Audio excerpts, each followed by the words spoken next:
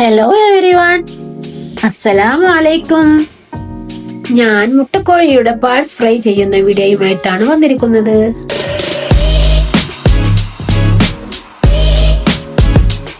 മുട്ടക്കോഴിയുടെ parts കഴുകി വൃത്തിയാക്കി എടുത്തിട്ടുണ്ട്. ഇനി ഇതിലേക്ക് വേണ്ട മസാല തയ്യാറാക്കാം. 1.5 ടീസ്പൂൺ കാശ്മീരി മുളക് പൊടി, ഇച്ചിരി മല്ലിപ്പൊടി, കുറച്ച് ചിക്കൻ മസാല, ആവശ്യത്തിന് കുരുമുളക് പൊടി, ഉപ്പ്, ഗരം മസാല, കുറച്ച് വിനെഗർ എന്നിവ ചേർത്ത് നന്നായി മിക്സ് ചെയ്യുക. ഇത് മാറ്റിവെച്ച് ഒരു ഫ്രൈ പാനിലേക്ക് എണ്ണ ഒഴിച്ച് ഈ കാണുന്ന കൂട്ടൊക്കെ ഇട്ട് കഴിച്ചെടുക്കണം.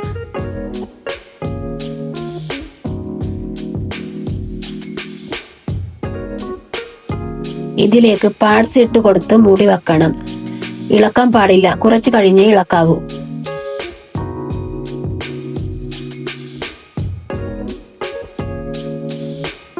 ഇതുപോലെ നന്നായി വെന്ത് വരണം. ഫ്രൈ റെഡി ആയിട്ടുണ്ട്. ഇനി അപ്പം ചുട്ടെടുക്കാം.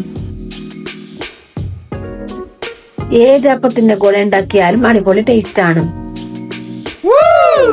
ഫുഡ് ഇട റെഡി ആയിട്ടുണ്ട്. എല്ലാവരും ഉണ്ടാക്കി നോക്കി ഫീഡ്ബാക്ക് അറിയിക്കണേ. Okay, by. അടുത്ത വീഡിയോയുമായി വീണ്ടും കാണാം.